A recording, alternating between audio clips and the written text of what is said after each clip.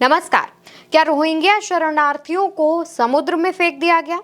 क्या उनके साथ इस तरीके का व्यवहार वाकई में किया गया? क्योंकि तमाम मीडिया रिपोर्ट्स सामने आई जिसमें बताया गया कि रोहिंग्या को समुद्र में फेंक दिया गया है, जिनमें बच्चे, बुजुर्ग, महिलाएं और कई ऐसे लोग हैं जो कि कैंसर जैसी गंभीर बीमारी से पीड़ित चल रहे थे, उन्हें समुद्र में फेंका गया।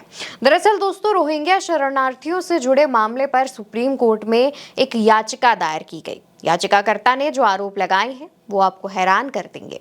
दरअसल एक याचिका के जरिए रोहिंग्या शरणार्थियों के निर्वासन पर रोक लगाने की मांग की गई। याचिकाकर्ता ने 2 रोहिंग्या शरणार्थियों की तरफ से एक अर्जी दाखिल की, जिसमें बेहद गंभीर आरोप लगाते हुए दावा किया गया कि रोहिंग्या शरणार्थियों को लाइफ जैकेट पहनाकर समंदर के बीच में फेंक दिया गया।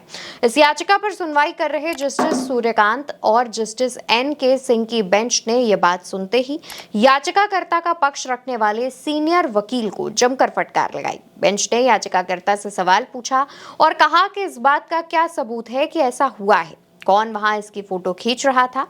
किसने वीडियो बनाई? अदालत ने याचिकाकर्ता पर नाराजगी जाहिर करते हुए कहा कि देश ऐसे मुश्किल समय से जूझ रहा है और आप मनमानी कहानियां गढ़ के लिए आते हैं।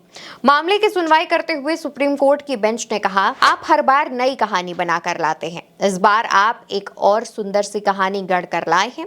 आखिर कहां से ऐसी कहानी बनाई है? कौन वीडियो बना रहा था और कौन फोटो ले रहा था? आखिर कैसे वो वापस लौट सका? इस संबंध में रिकॉर्ड पर क्या दस्तावेज हैं? कोर्ट की इस टिप्पणी पर याचिकाकर्ता का पक्ष रखने वाले वकील ने कहा कि मेरे वकील को इस बारे में फोन कॉल आए थे। इसके अलावा कुछ मीडिया रिपोर्ट्स में भी ऐसी बातें कही गई हैं। यहाँ पर जिन मीडिया रिपोर्ट्स का हवाला दिया गया वो इंटरनेशनल मीडिया की कुछ रिपोर्ट्स थी, जिनका हवाला याचिकाकर्ता के वकील की तरफ से दिया जा रहा था। वो कहते हैं कि इन शरणार्थियों को अंडमान ले जाया गया, इसके बाद उन्हें लाइफ जैकेट पहनाकर समंदर में फेंक दिया गया। म्यांमार से इसके बारे में कॉल्स आए हैं, उन्होंने फोन पर यह वाकया बताया है। वकील की ओर से दावा तो यह भी किया गया कि उन्होंने फोन कॉल को ट्रांसलेट किया। उनकी ओर से कोर्ट में अर्जी लगाई गई कि कृपया विदेशी मीडिया के रिपोर्ट्स पर भी गौर करें। वकील की ओर से मांग की गई कि सुप्रीम कोर्ट को इस मामले में जांच का आदेश देना चाहिए। हालांकि सुप्रीम कोर्ट वकील की दलीलों से सहमत नहीं दिखा। बेंच ने सुनवाई करते हुए कहा कि हमें दिखाएं आखिर कहां से फोन कॉल आए हैं, किसे इसकी पूरी जानकारी है। जब तक वहां कोई खड़ा होकर देखेगा नहीं, तब तक कैसे इस तरीके का दावा कर सकता है? क्या याचिकाकर्ता ने इस वाक्य को देखा? इस दौरान वकील ये कहते नजर आए कि रोहिंग्या रिफ्यूजियों के हितों का संरक्षण होना चाहिए और कहा कि अदालत देखिए कि इंटरनेशनल कोर्ट ऑफ जस्टिस का रोहिंग्या को लेकर क्या कहना है। अवैध प्रवासी भेजे जा सकते हैं लेकिन रोहिंग्या शरणार्थी नहीं।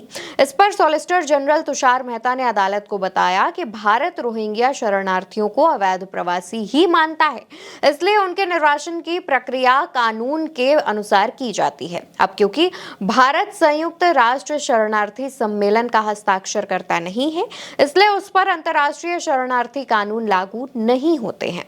तो दूसरी तरफ बेंच ने भी इस मामले पर कहा कि बाहर बैठे लोग हमारे संप्रभुता को चुनौती नहीं दे सकते और बिना ठोस प्रमाण के इस तरह के गंभीर आरोपों पर सुनवाई हम नहीं कर सकते हैं। इसके लिए पर्याप्त और विश्वसनीय सबूत और प्रमाण जरूरी हैं। हम तभी दखल देते हैं जब कोई ठोस सबूत हो। फिलहाल मामले में सुप्रीम कोर्ट की ओर से कोई भी फाइनल जजमेंट नहीं दिया गया है। अब मामले की अगली सुनवाई की तारीख 31 मई की दे दी गई है। देखना होगा कि 31 मई को इस मामले पर जब सुनवाई होती है उस दौरान याचिकाकर्ता की तरफ से क्या सबूत पेश किए जाते हैं और दूसरी तरफ से क्या दलीलें सामने आती हैं। फिलहाल के लिए खबर में इतना ही। खबर आपको कैसे लगी इसका जवाब कमेंट सेक्शन में दीजिएगा और चैनल को सब्सक्राइब करिएगा।